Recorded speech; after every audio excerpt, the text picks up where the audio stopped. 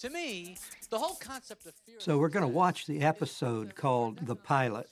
I'm Tom Sharonis. I was the director. And I'm Tom Azari, the production designer. This was an interesting episode because it was an hour episode to start with. We generally didn't do that. And we had a ton of guest actors, and you had to build a ton of sets. It was huge. The show was absolutely huge. You remember how many sets you built? I can't remember the number, but I will reflect on that when I see them. It was, I think we had 3 stages full of sets. And it was quite an accomplishment to do what we did in the time frame that we had to do it in. Why? Why can't I play Kramer? Look, we've been through this already. You're not an actor. Now, when you see, well, they do a casting session inside the episode, and they're trying to cast people to play Kramer and George and Elaine. And the guy that we finally ended up casting, Larry Hankin, when you see him, he was in the original running to play the character Kramer that Michael Richards plays. So that's kind of cute. Say something funny. All right. I've never been to Mars, but I imagine it's quite lovely. That was better than that. Come on, look. Yeah, he's good. He's good, but I don't know if I'd cast him. Why are you two pretending to be laughing? Or acting. Oh, yeah, real good. Any word from NBC? No. I don't understand. There is supposed to be casting this week. Something's wrong. Maybe they're not doing it. Well, at least let me audition. He wants to play Kramer in the pilot. Yeah. Out of the question. Oh. How could we not hear anything? What's with this Russell? What's he doing? Hi, Russell. Bob Balaban. Now, that was just a little 2-wall set, wasn't it? Yeah, quite often. If the action merited it, that's all we needed was 2 walls. That's what we did. Yeah. And Bob is a network executive, and he is smitten with Elaine. It's just... I understand. We went out once, and... Yeah, that was 2 months ago. Yes, I know, and I can't get you out of my mind. Ever since that day in that restaurant when we met. Do you, In this episode earlier, this is what fascinated him. It fascinates me, frankly. president of NBC. Okay, you can have any woman you want. But I want you... So one really nice thing that we did is these little cameo sets that most of it is shot in close-up anyway, so you really didn't need much more than what you see. It's just the 2 walls, 2 people sitting at a table. Well, fortunately, because we didn't have enough space for all the sets we had to do little sets, too, and be creative photographing it. You're a very sweet guy.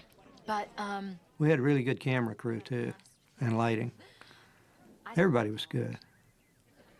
and that's... A lot of work in a little time. I mean, maybe if you were in, I don't know, Greenpeace or something, that would be... Now, he's going to get the idea here. Watch out.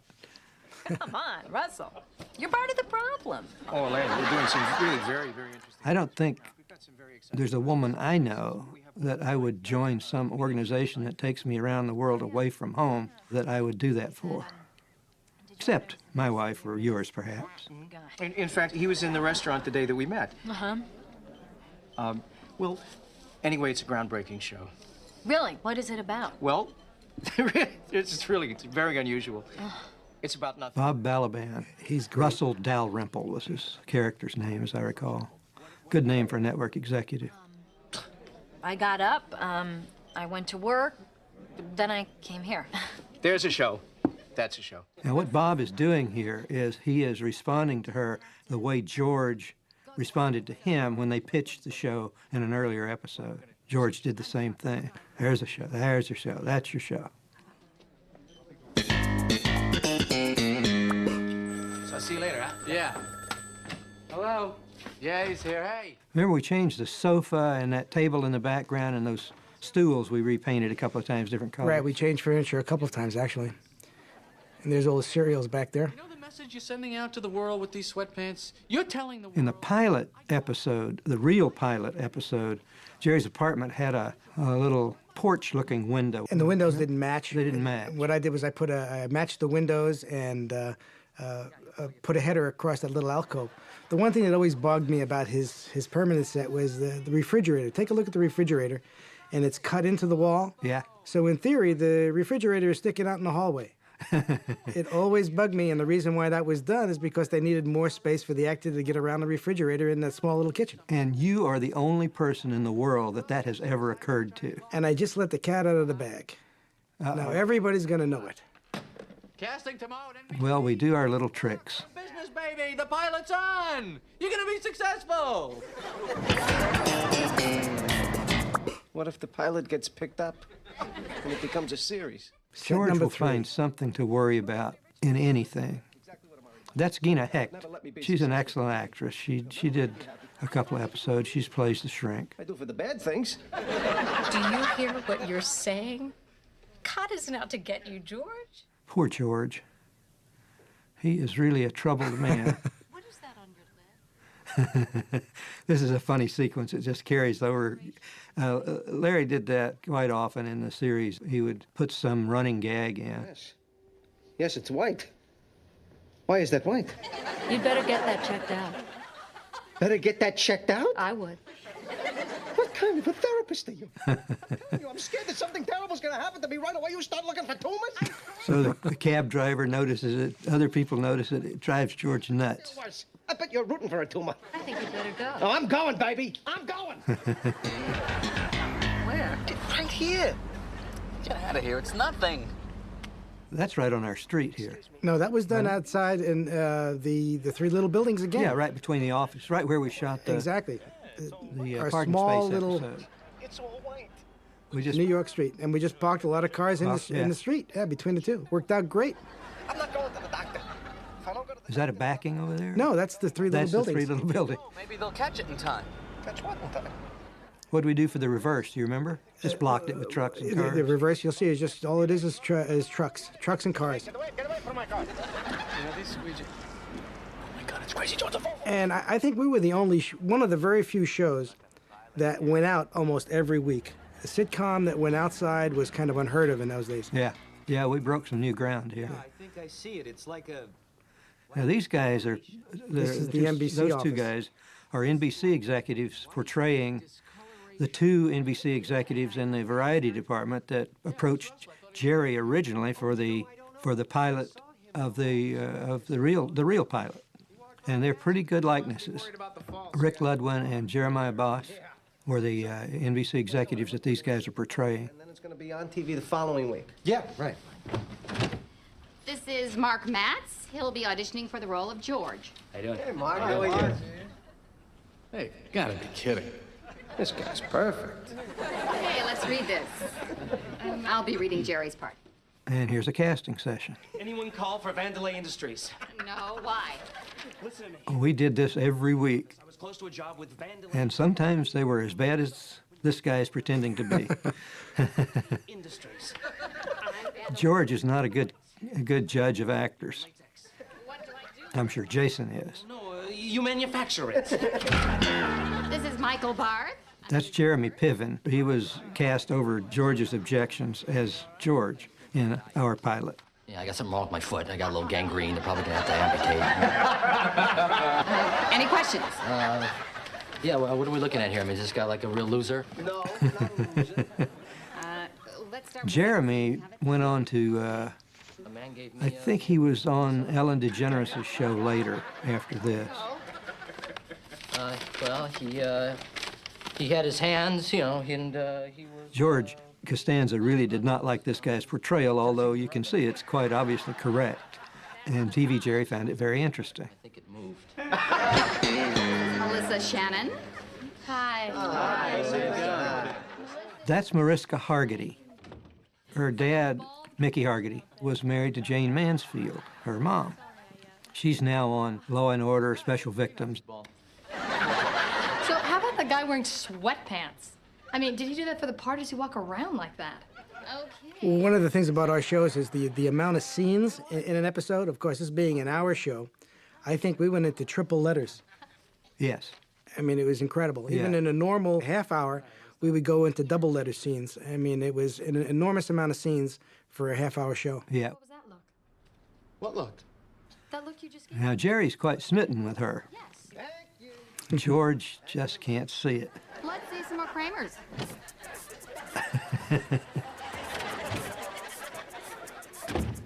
And there's a Kramer.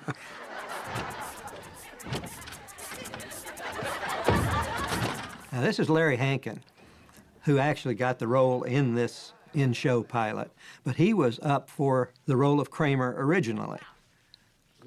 And Michael Richards was chosen. Larry's a good actor. Getting rid of all my furniture, all of it. I am building levels. I can't imagine anybody else playing Kramer other than Michael. No, not now that It's he's amazing. done it so well. Like ancient Egypt. I don't know how you're going to be comfortable like that. Oh, I'll be comfortable. The sides they're reading for casting is actual dialogue from other episodes of Seinfeld. Thank you for coming in. Uh-oh, he's stealing the raisins. Oh, there it is. He stole the raisins. Now, I thought he was really good, very funny. Yeah, I liked him. Oh, that really irritates George. Yeah, there was a box of raisins there. Did he just steal the raisins? You think he stole Who them? cares? What are you doing here? Don't you know each other? Wait a minute, I know you. You're the guy from the Calvin Klein underwear ads. That's true. Kramer did some posing for Calvin Klein in an episode. Well, they Jerry were- can't keep from laughing. Now, Jerry, that's not TV Jerry laughing. That's Jerry Seinfeld laughing. He found everything so amusing that quite often in a scene he would just laugh at the other guys. And I think he did it every show. I They used had to- a lot of fun. I used They to had a bet him tremendous amount $5 of he fun. couldn't get through the scene without laughing, and I made more money at that than he did. Now, Now this Michael's is- in trouble. This is as he's running to find a bathroom. We did a second unit shoot in New York with our look-alike. That guy. Yeah, here it is. There it comes. But It's perfect. He's the little short guy compared to Michael. Michael's 6'4", but it worked very well. He was very good at being Kramer. Excellent. That is all not Michael Richards. Hey, you need a ticket. Now we're in Central Park. Now we're on the back lot lot. here. And that's Tom's restaurant in New York. And our restaurant in Hollywood. Here's Monks. Monks. Young actress. Really? Yes. Who is it? She's an Eskimo, actually. We shot there again in Monks. We shot every inch of this restaurant. The foreground tables we put in, we shot a lot at, but we shot also at the counter and in the upstage booths. Now remember, I put a camera back in the women's restroom one time, shooting across to one of those back booths just to give us some Right. variety. Months ago. And then in one of the early episodes, No. I took the outside wall off so that I could get good angles, but we had to stop doing that. It took too much time. Interesting note as far as interior and exterior establishing shots, always used to drive me crazy, is that the interior of Monks never really matched the exterior shot that they had of the restaurant in New York. And nobody ever noticed, and nobody ever cared. They might have noticed, but they didn't care. The material's so funny that we can overlook a few of the art department's mistakes. Well, I beg your pardon? All these busty women really irritates Elaine. She thinks they were hired. She thinks this is a Hooters knockoff, but it isn't. I mean, look at this. Every waitress working here has the same proportions, wouldn't you say? Yes, I would say. What's going on here? How is this possible? Do you think it's a coincidence? No. I haven't seen four women like this together outside of a Russ Meyer film. Russ Meyer, now there's an old reference. Excuse me, who does all the hiring of waitresses here? He does. In fact, we're looking for another girl if you know anyone. You know what? That's discriminatory. That is unfair. Why should these women have all the advantages? It's not enough they get all the attention from men. They have to get all the waitress jobs, too? Okay. Elaine's on her high horse again. You don't see any handsome homeless. It's New York again. You see, it's right here. It's a little white. Now, that's a small set, too, wasn't Yeah. it? Well, it's 3-wall set. 3 walls. But it's a doctor's office and it didn't take up much room. Like, we had 3 stages full of sets. What do we spend on a small set like that? Something like that would cost, building brand new, maybe $5,500. Dressing would probably cost another, maybe 800 to 1,000, perhaps, yeah. I don't know what it is. And then when they were over, we'd either save them or throw them away, right? Well, we saved all our sets, basically, and we reused them and reused them and reused them. Repainting them, redressing them, Right, making them different places. Castle Rock got a warehouse that we stored many, many sets on wagons so we could call it up at any time. Saved a tremendous amount of money in the long run. Yeah. But they spent a lot of money with the warehouse and the warehousemen, and they We were also very, very rented them smart to by other doing companies, that. didn't we? Yes, we did. Made money that way. We couldn't have done this show if we didn't have a tremendous amount of stock sets that we could pull up at any one given time because of the time frame. Yeah, we couldn't have done it without the support of the studio either. Right. Make millions of dollars and I'll be dead. Dead, Jerry. Castle Rock let us do what we had to do. Great company. They really did a great job. I can't die with dignity. I have no dignity. I love George Costanza. He is so worried. Shame. Why should I die with dignity? Hey. Also, a little sub-note in Jerry's apartment. You'll notice there's an Apple computer on his little alcove there, and you can tell what season we're in by the brand or the model of Apple computer that's on his desk. They loaned us computers every year just Right. They were very, very good. It was full. And I tried a few other places, but that didn't work. I mean, it was an emergency, Jerry. I was really percolating. So I decided to run home, through the park, and then these two guys, they stopped me. It was kind of awkward sometimes shooting the entrances because of the location of the door. Did you ever think about changing that? No, this set was originally done by David Sakharov in the early years when it was made up of stock sets, and this was a stock set that he had. I wanted to change the set when I came on board after the first 4 shows, but everybody really liked the operation, the way that it was set up.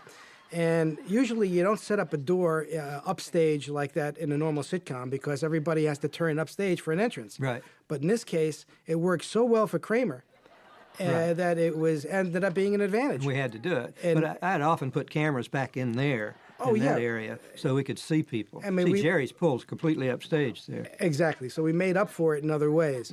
But in this case, it happened to end up being an advantage. Yeah. Because of the Kramer factor. Right. And there's a good shot of the old iMac in the corner. And you'll see in other episodes that computer will change from show to show. That's the way it is in real life because they change so exactly. quickly. And you'll notice the Cannondale bicycle in the background, too. I don't know whose idea that was to put it up there. I think it was Bruce Kay, I think. Maybe. Yeah. It's a good idea. But people always ask about the bike hanging in the hallway. Yeah, I guess we could do that.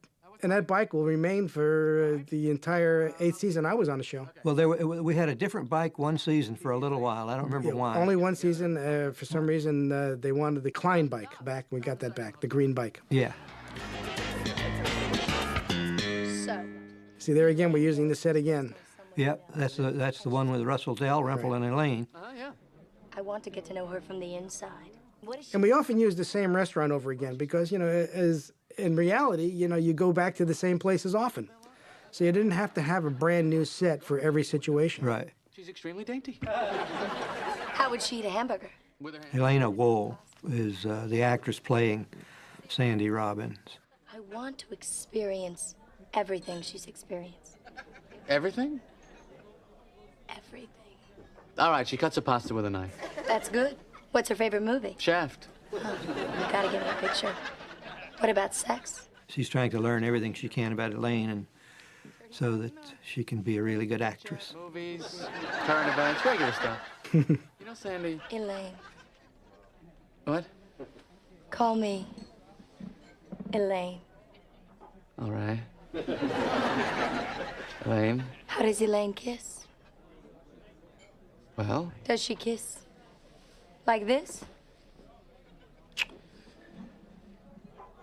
actually, she has a thing where she spirals her tongue around. It's like a... Like this?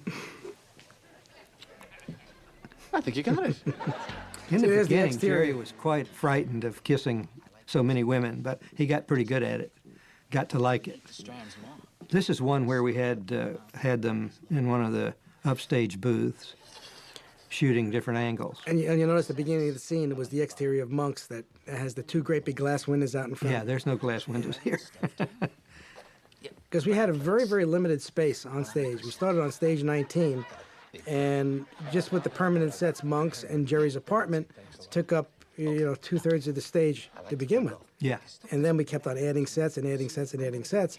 Eventually, we went to a bigger stage, stage 9, which could accommodate a lot more scenery. We were still on 19 for this. This was still 19. Correct. What can I do for you? Would you like table? No, I'd like to apply for a waitress job.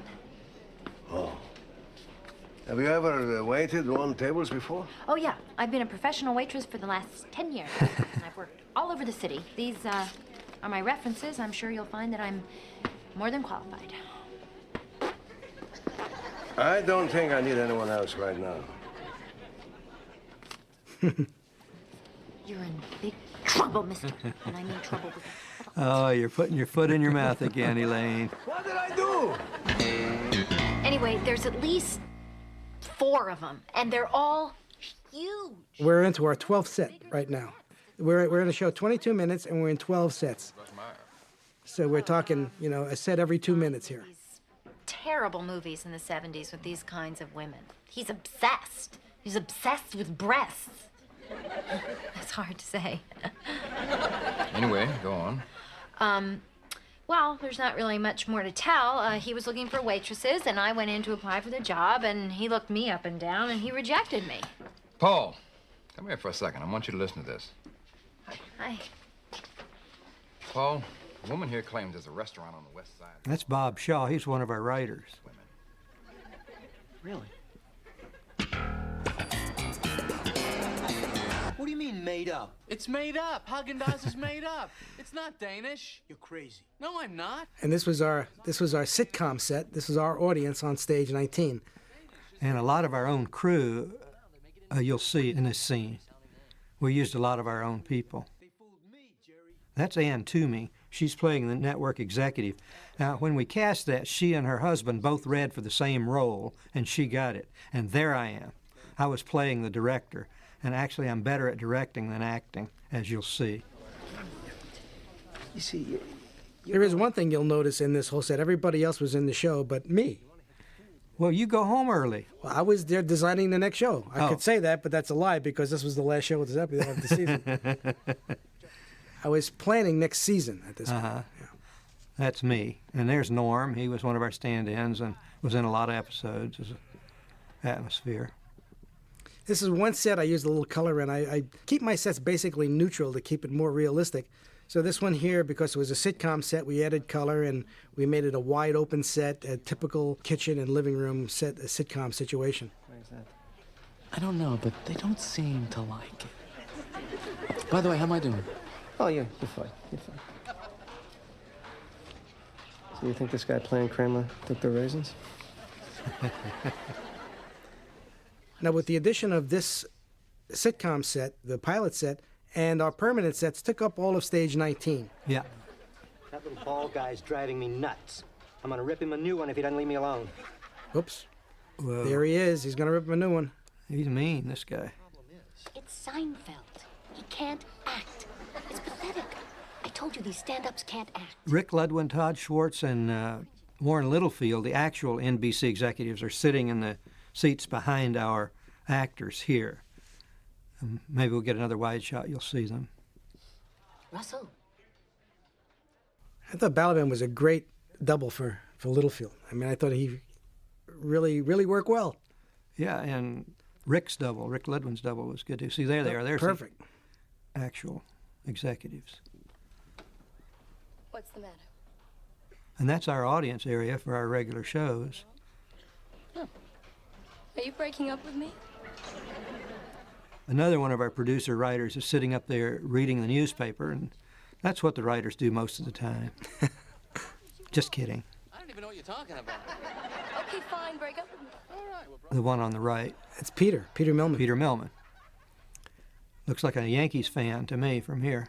Do you remember when you came in to audition for us? Yeah. There was a box of raisins on the court. Let it go, George. By any chance, take them with you when you left? What are you talking about? Well, we were all eating the raisins, and I remember you were eating some of the raisins, and then you left, and the raisins were gone. And I was just wondering if, maybe you took them with you. Are you accusing me of stealing the raisins? Oh, no, no, Now, no. why no, would I just- steal a box of raisins? No, you wouldn't. Nobody would, you know. It's just that, they were missing, and, well, I'm just inquiring. George is going to get in trouble with every person on that set.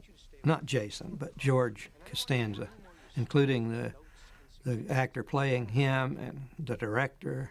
He's already been in trouble with. Whether it's raisins, prunes, figs, or any other dried fruit. Just keep it to yourself and stay out of my way, okay? All right, I don't think we're gonna have any problem with that. Good talking to you, Tom, really. Elaine. Oh, here's Balaban trying to figure out how to get to Elaine. Is it my job? Is that what it is? Elaine, I can't go on like this. Will you call me? Would you call me? Well, why? All right, may I call you? Well, Elaine. Yeah, again, we used every inch of the stage, of course. It was a backstage, so we actually shot our stage as part of the sitcom set. See, this is the precursor to Donald Trump. To me. Didn't you hear what I said? Get out. You want me to call the cops? I make and break little worms like you every day. Do you know how much money I make? Do you have any idea? Do you know where I live? It's an actor playing our actual David Richardson, who is a grip on the show. And there's Wayne Kennan, there's Dave Richardson, there's Glenn Padnick. Where's Tom Mazzari? I don't see Tom Mazzari. Mazzari's in his office designing a set for another show. Some other series, probably. Probably across the street at the bar. So now we're halfway through this episode, and we've shot 15 different sets plus areas of the backstage of stage 19.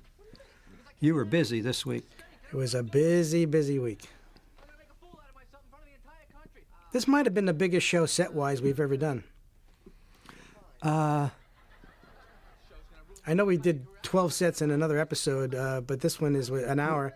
Well, remember when George was converting religions, and we had a lot of sets in that episode. She's out of her mind. Yeah, the guy playing Kramer threatened me.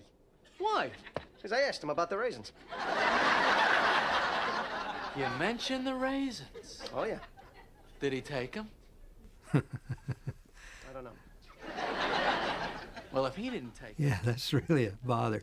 Yeah. That's what made this show a success, Jerry. Oh, and look Larry at that entrance. seize on these little bitty things that are of no importance and make them important. Any luck? No, nothing.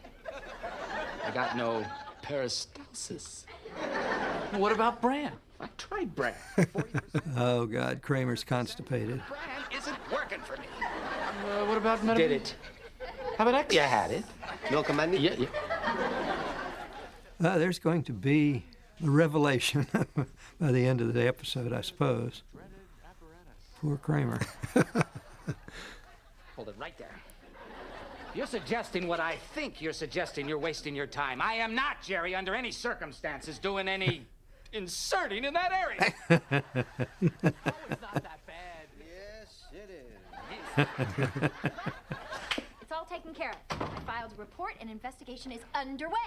So, you going to the taping tomorrow night? No, I don't think I should go. I really don't want to bump into Russell. He called me the other day. He won't quit. Oh, come on, you gotta go. He's harmless. He's got a little crush on you. Jerry. Oh, he's not harmless. This is a complete fixation. He makes me very uncomfortable. We need you there. Hey, are you gonna go? No. Although it was a tough episode, it was the last episode of this season, and you could go rest. But you couldn't because you had to do pilots. You never thought about rests when you were doing a Seinfeld episode. I mean, even though it was the last season, you just never dawned on you that you weren't going to be doing anything next week. Yeah, you didn't think. Pete was our key grip. There's my wife right there in the background. Oh, there's Joyce. Our boom operator, our sound man, and poor He's still George. looking at his dot. Ah, there are the raisins. Yeah. That was shot in our actual green room, I think. Part of our stellar sound department. And there's Elaine in disguise. It was nice that everybody got to be in the show. Yeah. Except me. Uh-oh. Oh, Michael did that physical stuff so well. This is one of our little vignette stage sets we did on another stage. No! Pick it up more in the front. It's got to be higher, higher. Make a wall, a wall. Sandy, are you in wardrobe? Sandy. Elaine. She's into it. Now, this guy recognizes Elaine. Blows her cover. It's me, Wilton Marshall. Remember? Camp Tioga, 1978. Remember? Hi. Wow. You know, you haven't changed a bit. I can't remember my lines. Just relax, you'll be fine. I can't relax. I don't know one line. I don't know any of them. You're just like George. George did the same thing. You just like him. It's amazing. Help me, Jerry. Help me. George is always saying that. I can't believe you don't have to worry anyway. It's not live. It's not gonna be on the air next week. Have a good show. What's my first line? Just tell me my first line. New sneakers. New sneakers. Right. That's it. New sneakers. Okay. Where's Russell? There's Joyce. There's Joyce, my wife. And there's Jerry Wasserberg with that hat on. He was head of the Lunar Receiving Laboratory for the Apollo series. He's my neighbor in Oregon now. He's from Caltech. Geez, I could have been sitting in that audience if somebody asked me to. I know, you could have been there. Where was I? You were at home. You Oh. left early. Poor George thinks he's going to die. There's our prop guy in the background, Wayne Harris, isn't it? Yeah, it's Wayne. He passed away. He was a great prop man. Unbelievable guy. Great guy. He was great. He knew what was needed and when it was needed. Anticipation. Uh-oh, Crazy Joe DeVola's in the audience. Uh-oh. He's very irritated because Jerry and George got a pilot and he didn't. This is our little hallway set right outside of Jerry's apartment. Yeah. You'll notice we never really see Kramer's apartment in entirety in the entire 8 years. Only little bits and pieces. Uh-oh, he's dipping twice, double dipping.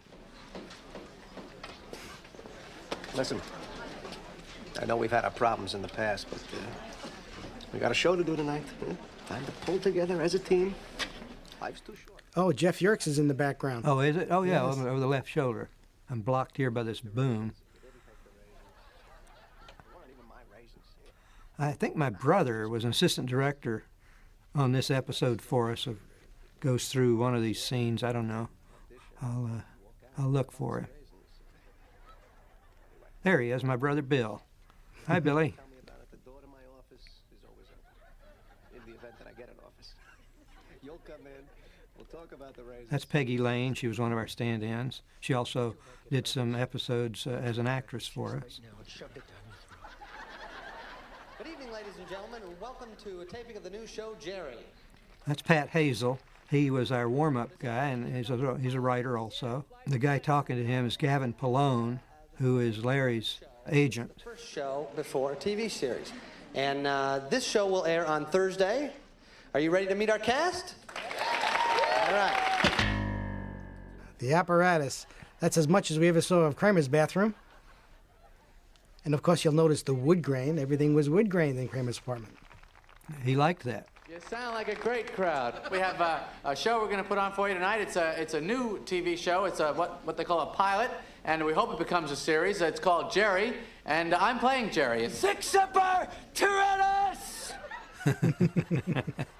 Oh, wow.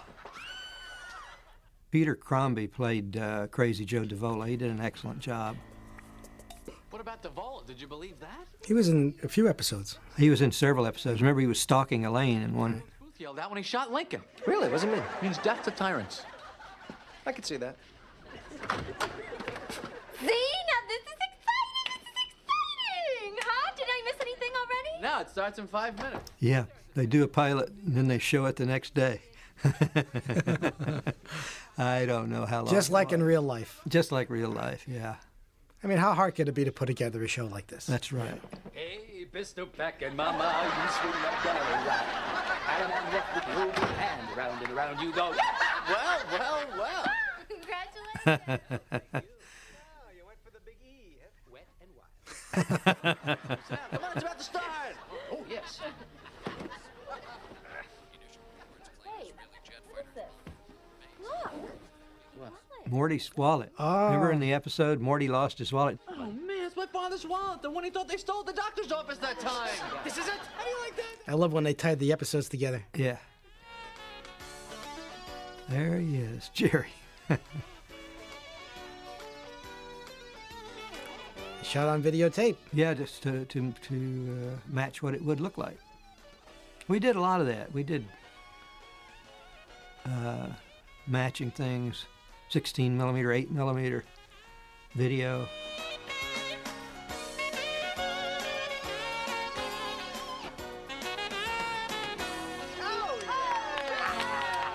You hurt me. I have no idea who thought about how to do that opening. It looked like every other sitcom I had ever done. What are you needing sneakers for? I like sneakers.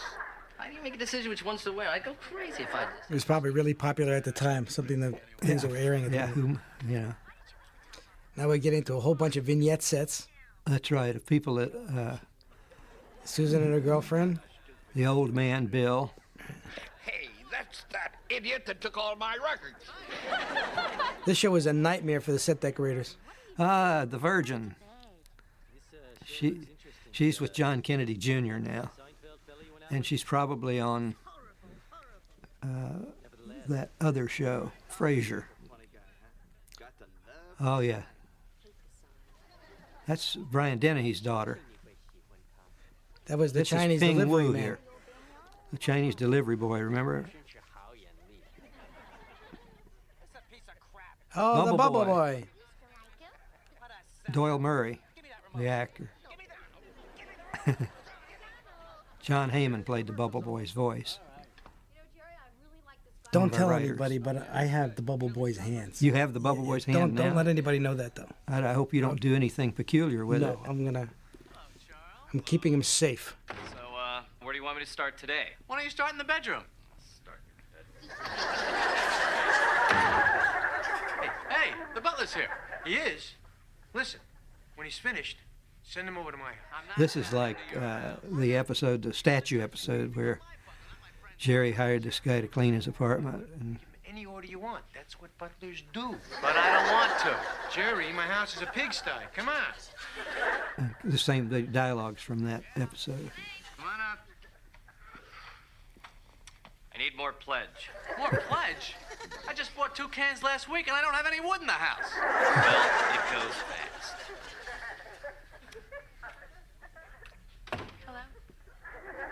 Hello. Uh-oh. Jerry. Jerry's now worried about Elaine. What's this about? We had a date last week. You had a date? You went out with my butler? Who said you could go out with my butler? Well, why do I need your permission? Because he's my butler. Jerry's parents watching it. In their condo in Florida. Yeah, in Florida. Calvin Klein. And that's the woman that spotted Jerry picking his nose in that episode. Salman Rushdie and Terry Hatcher, who went on to be Lois Lane and then did a James Bond picture, and it's done very well. Wayne Knight, the much larger Wayne Knight than he is today.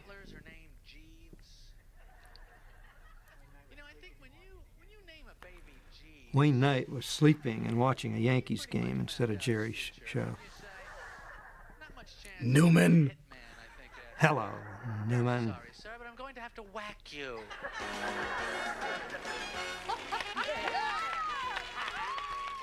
Jerry thinks it's a big success. Little does he know. The phone will ring. Trouble is on the way.